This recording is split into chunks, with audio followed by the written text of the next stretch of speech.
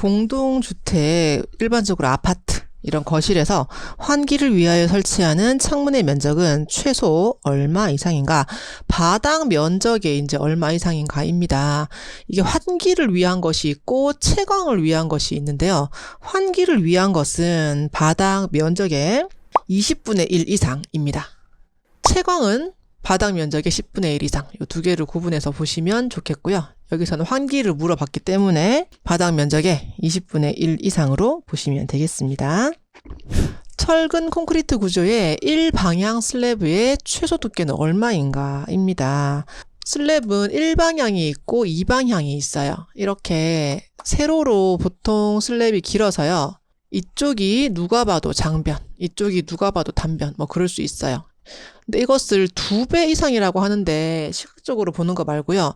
어떤 힘의 흐름 이런 것들을 봤을 때 그런 거고, 이렇게 애매하게 이쪽이 장변인지 이쪽이 장변인지 잘 모르겠다, 이렇게 한 경우를 이쪽도 단변 이쪽도 단변, 그래서 2방향 슬랩으로 봅니다. 1방향 슬랩의 최소 두께는 100mm 이상이고요. 2방향 슬랩은 80mm 이상으로 보고 있습니다. 다음 중 건축제도의 치수 개입에 대한 설명으로 옳은 설명은을 물어보았습니다. 협소한 간격이 연속될 때는 치수 간격을 줄인다 라고 되어 있는데, 그렇게 하지 않고 좁을 때는 일반적으로는 이렇게 빼서 이런 식으로 치수를 매깁니다. 치수는 특별히 명시하지 않는 한 마무리 치수로 표시를 하는 게 일반적으로 맞습니다. 우리 주로 중심선 치수로 하고 있는데 이렇게 치수 이론에서는 마무리 치수라고 나오고 있고요. 치수 기입은 치수선에 평행하게 하는 거고, 요거는 맞고요. 치수선에 평행하게 이렇게 합니다.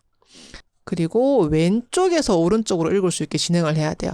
평행하게라는 것은 이렇게 쓰지 말고, 수직으로 쓰지 말고 이렇게 세워졌을 때는 이렇게 평행하게 쓰라는 이야기고요. 왼쪽에서 오른쪽으로 읽도록, 그리고 아래에서 위로 읽도록 인데, 아래에서 위는 맞지만 오른쪽에서 왼쪽이라고 잘못 설명했죠?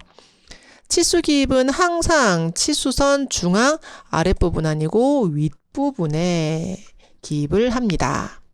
자, 창문 틀의 좌우에 수직으로 세워된 돌은 창문이 이렇게 있으면 위에 들어간 것이 인방이고요. 양쪽에 수직으로 세워둔 것은 중간 틀이라고 지금 이야기를 하고 있는데, 돌을 이야기하는 게 아니라 지금 틀을 이야기하고 있습니다. 밑틀, 그리고 우틀, 그리고 옆에 선틀을 이야기하고 있어요. 세워져 있다고 해서 선틀이고요. 또는 선대라고도 부릅니다. 근데 지금 돌을 물어본 줄 알고 제가 방금 인방을 이야기했는데, 돌이라고 했다면 이 부분이 셈돌이 되거든요. 돌일 경우에는 셈이고, 목재나 다른 부재일 때는 선틀이라고 부르고 있습니다. 또는 선대, 선틀. 자, 목구조에서 2층 이상의 기둥을 하나의 단일재로 쓰는 것입니다. 우리 목조주택에서 기둥을 하나 두고 중간에 층돌이로 구분을 하게 됩니다. 그리고 한 층씩 막아주는 평기둥이 들어가고요. 그래서 여기서부터 1층부터 2층까지 쭉 이어지는 것은 통째로 다 기둥, 통제 기둥으로 부르고 있습니다. 자, 목구조의 이음 구조를 잘못 짝지은 것은을 이야기하고 있습니다. 우리 이거 그 전에도 나왔던 문제인데요. 엇거리 산지 이음은 주로 토대, 수평 부재를 이어주는 겁니다. 이렇게 좀 엇갈리게 해서 중간에 한번 막아주는 그런 구조다 보니까 수평으로 진행하는 경우에 주로 쓰고 있고, 기둥은 수직으로 진행하기 때문에 엇거리로 하지는 않습니다. 자, 좁은 공간을 시각적으로 넓게 보이게 하려면은 울퉁불퉁하거나 거칠거나 털이 많은 것은 좋지 않아요. 매끈한 질감의 유리는 반사를 시켜서 공간이 넓게 보이는 효과가 있습니다. 다음 형태에 맞는 주택의 부엌 가구 배치 유형은 폭이 길이에 비해 넓은 형태에 적합하고요. 동선은 줄일 수 있지만 몸을 앞뒤로 바꾸는데 불편합니다. 길 때 이렇게 양쪽 벽에다가 세우는 거고요.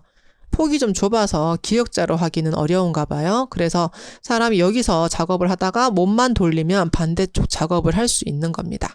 병렬형이고 키워드가 주로 대규모에 또 많이 쓰이고 있어서 일반적으로 식당 같은 곳에도 많이 쓰이고 있습니다. 전열 및 단열에 대한 설명으로 옳지 않은 것은 열을 좀 차단하는 거죠. 일반적으로 액체는 고체보다 열 전도율이 작다. 그래서 우리가 물의 중간에 들어가면 고체, 쇠가 바로 있는 것보다는 열 전도가 좀 적다라고 봅니다. 그런데 지금 전도라는 말 자체가 고체에서 열이 이동하는 거거든요. 그래서 이건 조금 맞는 말이지만 문제에 좀 오해가 있는 것 같고요. 기체는 고체보다 열 전도율이 작아요. 그래서 어떤 벽이 있으면 중간에 공기층을 두어서 열이 전달이 안 되도록 해주고 있습니다. 벽체에서 공기층의 단열 효과는 기밀성과는 무관하다라고 이야기를 했는데, 이 기밀하다는 자체가 공기가 통과하지 못하는 그런 성능이에요. 수밀은 물이 통과하지 못하게 하는 거고. 그래서 공기층의 단열 효과는 기밀성과는 관계가 있습니다. 공기가 못 통하게 좀 기밀하게 시공이 되었을 때는 더 단열이 잘 되는 그런 거고요. 여기서 무관하다라고 얘기했죠. 그래서 밑에 거는 좀 어려운 개념이긴 한데 맞는 설명입니다. 자, 40번. 어느 점에서 음파의 전파 방향에 직각으로 잡은, 우리 음이 진행을 하는 데 있어서 직각으로 진행을 할 때 이 단위 면적, 예를 들어서 가로 1m, 세로 1m, 이 단위 면적을 통과하는 음의 에너지 양을 음의 세기라고 하는데, 음의 세기의 단위는 이라고 얘가 물어봤어요. 면적에 대해서 어떻게 진행하는가에 대해서 물어본 겁니다. 이게 지금 몇 가지 키워드가 있는데, 물리적인 양, 이것은 데시벨이고, 음의 크고 작음, 대소를 비교적 얼마로 보는가, 이것은 손입니다. 이 두 가지를 주로 물어보는데, 이것은 지금 직각으로 지나가는 단위 면적, 제곱미터, 이렇게 나오는 문제는 와트 퍼 제곱미터로 푸는 문제였습니다. 다음 중 실내 조명 설계 과정에서 가장 우선적으로 이루어져야 되는 것은 얼마나 밝아야 되는가에 대한 문제예요. 그 다음에 방식이나 기구를 결정하시면 되겠습니다. 자, 기온, 습도, 기류의 3요소, 이것은 유효 온도에 대한 설명이었고, 다른 말로는 감각 온도라고 해요. 우리가 직접 느끼는 거. 감각 온도. 거기에 복사열이 들어가면은 4요소가 되는 거고, 그게 빠지면 3요소가 됩니다. 정답은 유효 온도 되겠습니다. 재료의 역학적 성질 중 압력이나 타격에 의하여 파괴됨 없이 잘 펴지는 성질입니다. 판상이고요. 연성과 전성을 구분을 해야 됩니다. 유연하게 잘 늘어나는 게 연성, 박판으로 잘 펴지는 게 전성, 두 가지를 구분하는 문제였어요. 건축 제도에서 기호는 어디에 사용되는가인데요. 예를 들어서 간격이 200이다 이렇게 표현하는 거예요. 간격은 골뱅인데 치수 숫자 앞에 사용되어야 합니다. 선의 종류 중 상상선에 사용되는 거예요. 우리 상상, 실제로는 없지만 상상에서 그리는 이 이점 쇠선을 이야기하는 겁니다. 이것과 구분하는 것은 1점 쇠선은 어떤 물체의 중심 또는 어떤 물체의 기준, 이런 것들은 1점 쇠선이 되고, 우리 길 가다가 보면은 대지 경계선이 안 보이는데 지적도상에는 존재를 하잖아요. 그런 것들은 상상에서 그리는 팬텀선이라고 부릅니다. 유령선, 이것은 2점 쇠선이라고 부르고 있습니다. 자, 치수를 자 또는 삼각자의 눈금으로 재고요. 제도지의 같은 길이로 분할은 영어로 디바이드, 분할할 때 쓰는 것은 디바이더입니다. 그래서 약간 콤파스처럼 생겼는데요. 이렇게 똑같은 거리를 딱 잰 다음에 그 거리만큼 종이에 옮겨주는, 분할해주는 그 기구가 디바이더 되겠습니다. 자, 건축에서 사용되는 척도에 대한 설명으로 옳지 않은 것은을 물어봤습니다. 도면에는 몇 대 몇이라는 척도를 기입해야 되고요. 그림의 형태가 치수에 맞지 않을 때는 논스케일, 축척에 맞지 않다라고 표시해 주시면 되고, 사진 및 복사에 의해 축소 또는 확대되는 도면에는 그 척도에 따라 자의 눈금 일부를 기입하기도 합니다. 물론 안 하기도 하지만요. 그리고 한 도면에 서로 다른 척도를 사용했을 경우에 반드시 표시를 해야 되겠죠. 예를 들어서 어떤 주택이 이렇게 있고요. 이것을 확대해서 디테일을 그린 거예요. 그러면 예를 들어서 얘가 200대 1이면 얘가 뭐 30대 1 이렇게 달라질 수 있거든요. 그래서 확대를 했을 때에는 척도를 반드시 표시를 해야 됩니다. 자, 그림과 같은 평면 표시 기호는 무엇을 이야기하나요? 이것은 이렇게 열 수도 없고 밀 수도 없고 하는 거라서 붙박이, 딱 고정되어 있는 창이다 또는 문이다 라는 기호입니다. 침실 공간에 대한 설명으로 옳은 것은 무엇일까요? 자녀 침실은 밝은 곳에 배치를 해야 되겠죠. 어떤 심리적인 성장에 있는 아이들을 어두침침한 곳에 주면 안 되겠고요. 옳은 것은 어두운 공간에 배치하지 않습니다. 옳지 않고요. 노인이 거주하는 실은 출입구에서 먼 쪽에 배치하면 힘들겠죠.